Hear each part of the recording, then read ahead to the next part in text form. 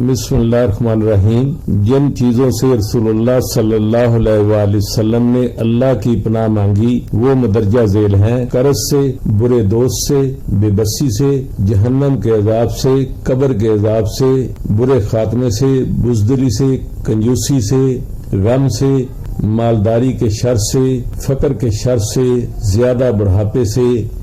جہنم کی آزمائش سے، قبر کی آزمائش سے، شیطان مردود سے، محتاجی کی آزمائش سے، دجال کے فتنے سے، زندگی اور موت کے فتنے سے،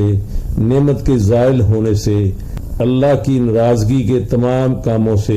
عافیت کے پلٹ جانے سے، ظلم کرنے اور ظلم ہونے پر، اس علم سے جو فائدہ نہ دے، اس دعا سے جو سنی نہ جائے، اس دل سے جو ڈرے نہیں، اس نفس سے جو سیر نہ ہو، برے اخلاق سے، برے اعمال سے،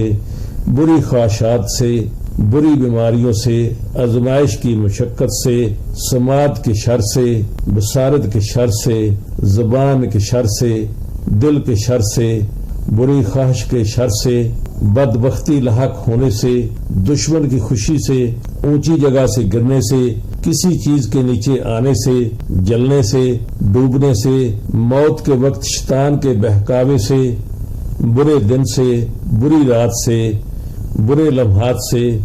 دشمن کے غلبہ سے، ہر اس قول و فعل سے جو جہنم سے قریب کرے، کفر سے،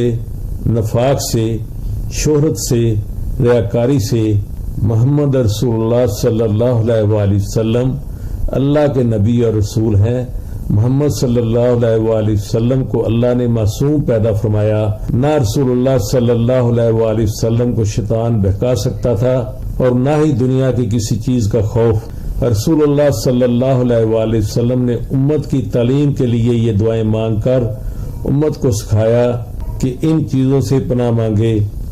اے اللہ، ہم ہر اس چیز سے تیری پناہ مانگتے ہیں جس سے رسول اللہ صلی اللہ علیہ وآلہ وسلم نے پناہ مانگی۔ آمین ثم آمین یا رب العالمین۔ اس پیغام کو دوسروں تک پہنچائیے تاکہ اللہ کسی کی زندگی کو آپ کے ذریعے بدل دے۔ جزاک اللہ خیر۔